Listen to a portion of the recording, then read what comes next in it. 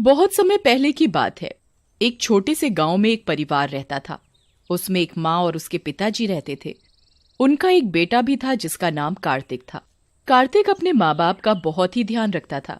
वह उनकी हर बात मानता था। वह अपने माँ बाप का हर काम करता था। वह कभी भी अपने माँ बाप की कोई भी बात नहीं टालता था। एक दिन की बात है, कार्तिक के घर एक औरत आती है। उसका नाम बिमला होता है और वह कार्तिक की माँ से कहती है, कार्तिक की माँ, कैसी हो? मैं ठीक हूँ। और तुम बताओ, कैसे आना हुआ? आज हमारे घर का रास्ता कैसे भूल गई? सुना है तुम कार्तिक के लिए लड़की देख रहे हो। हाँ बहन, लड़की तो देख ही रहे हैं, पर कोई लड़की पसंद ही नहीं आ रही। बिमला को पता था कि कार्तिक की माँ लालची किस्म की औरत है। वो किसी ऐसी वैसी लड़की से शादी नहीं करेगी।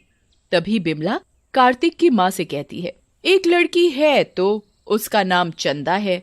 सुंदर भी खूब है, पढ़ी लिखी भी काफी है और माल भी बहुत देंगे। तभी कार्तिक की माँ बिमला से कहती है, तुम ये सब छोड़ो, ये बताओ शादी में लड़की के माँ बाप क्या क्या देंगे? तुम चिंता मत करो, तुम्हें कहने की जरूरत भी नहीं पड़ेगी, वो अपने आप सब कुछ देंगे। ये बताओ पैसा कितना देंगे? अरे, लड़की के माँ बाप बहुत पैसे वाले हैं, वो बहुत सारा पैसा देंगे। तो ठीक है, मैं कार्तिक की शादी चंदा से करने को तैयार हूँ। और अगले हफ्ते कार्तिक की माँ कार्तिक की शादी चंदा से कर देती है और चंदा नई नवेली दुल्हन बनकर अपने ससुराल में आती है। ससुराल में सभी लोग चंदा का खूब अच्छे से स्वागत करते हैं। और अगले दिन लेकिन कार्तिक की माँ का तो ध्यान चंदा के साथ लाए सामान पर था। तभी कार्तिक की माँ चंदा से कहती है, तेरे बाप ने शादी तो ठीक ठाक कर दी, लेकिन शादी में पैसा तो दिया ही नहीं। शादी से पहले आपने तो ऐसा कुछ बोला नहीं था। हमने तेरे माँ बाप से कुछ नहीं मांगा तो इसका मतलब ये नहीं कि वो अपनी बेटी की शादी में कुछ दे ही ना। चंदा अपनी सास की बात सुनकर बहुत रोती है। तभी कार्तिक चंदा से कहता है, अब रोती ही रहोगी या कुछ खाने के लिए भी बनाओगी? कब से हम लोग भूखे बैठे हैं। जी जी अभी लाई। और चंदा रसोई घर में खाना बनाने चली जाती है। तभी उसकी सास चंदा को आवाज लगाती है, अब खाना ही बनाती रहेगी या चाय भी पिलाएगी? चंदा रसोई में से आवाज लगाती है, जी माँ जी, अभी लाई। और चंदा चाय बनाकर ले आती है। जैसे ही चंदा की सास चाय पीती है, छी, इतनी गंदी चाय! तेरी माँ ने तुझे चाय बनाना भी नहीं सिखाया। और वो चाय का कप फेंक देती है। ये देख चंदा रोती हुई वहां से चली जाती है और वो अपने कमरे में जाकर बहुत रोती है।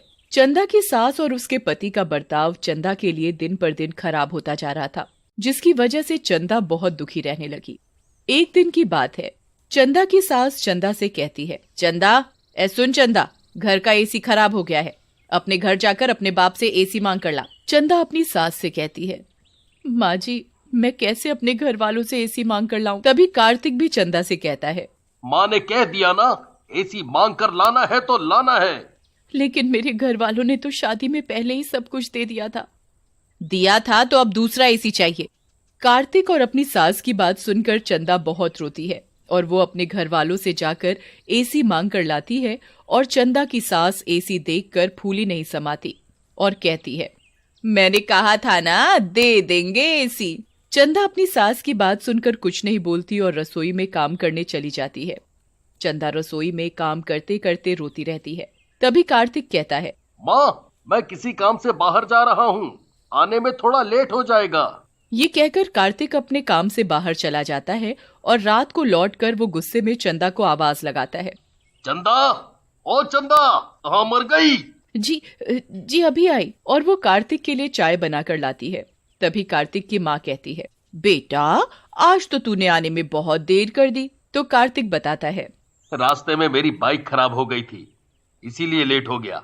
बड़ी मुश्किल से घर पहुंचा हूँ, अब तो बिना बाइक के ही काम पर जाना पड़ेगा। तभी माँ कहती है, बिना बाइक के क्यों जाना पड़ेगा?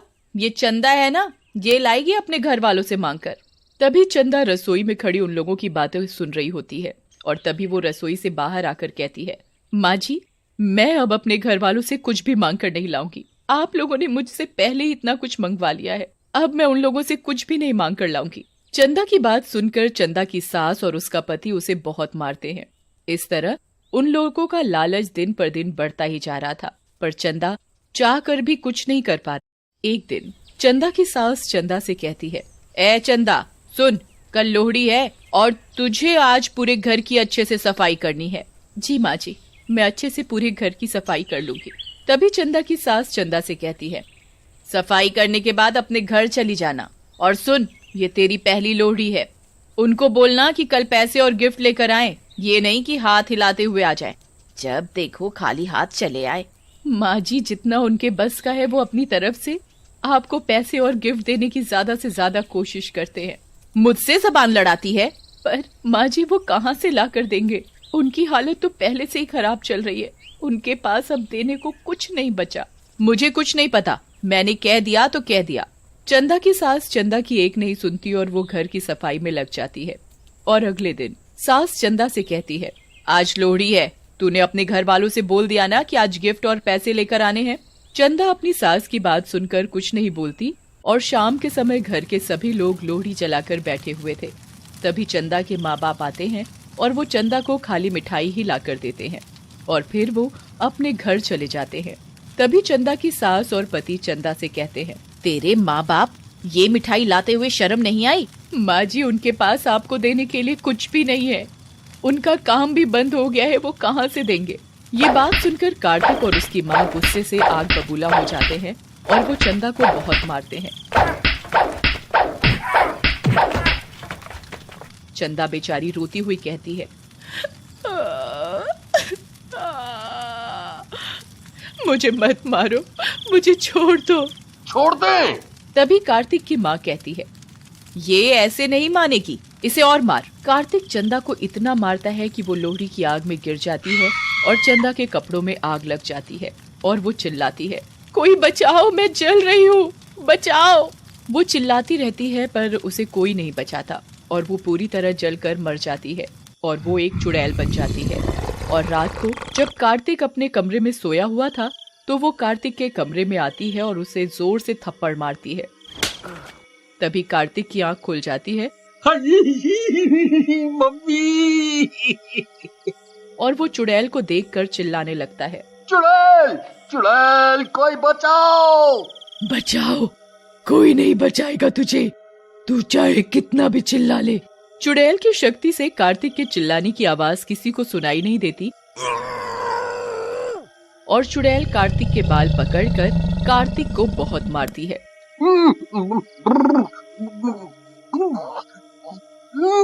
मुझे छोड़ दो, मुझे छोड़ दो। नहीं, कभी नहीं, तू भी मुझे ऐसे ही मारता था ना, मैं भी चिल्लाती रहती थी मुझे मत मारो, पर तुम लोगों को मेरे ऊपर दया नहीं आती थी। अब तुम्हें पता चलेगा दर्द क्या होता है।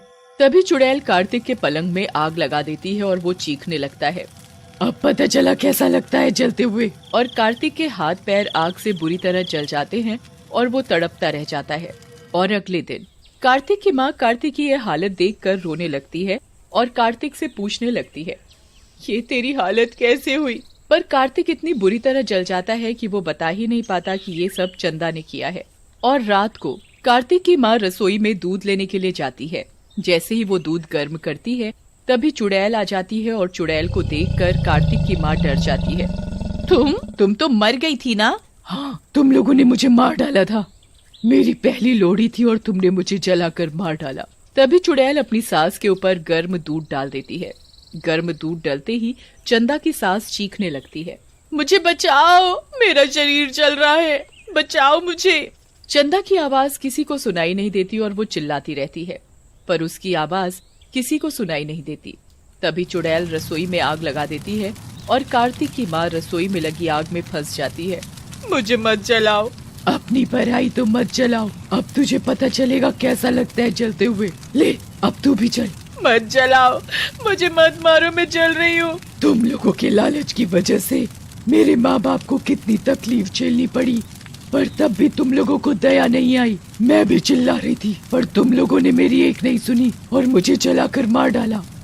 मुझे माफ कर दो, छोड़ दो मुझे। तुम लोगों के लालच की वजह से तुम लोगों ने मुझे जलाकर मार डाला, तुम लोगों के साथ ऐसा ही होना चाहिए। और चुड़ैल पूरे घर में आग लगा देती है। उसमें कार्तिक और उसकी माँ बुरी तरह जलकर मर जाते हैं और चंदा की आत्मा भी शांत हो जाती है।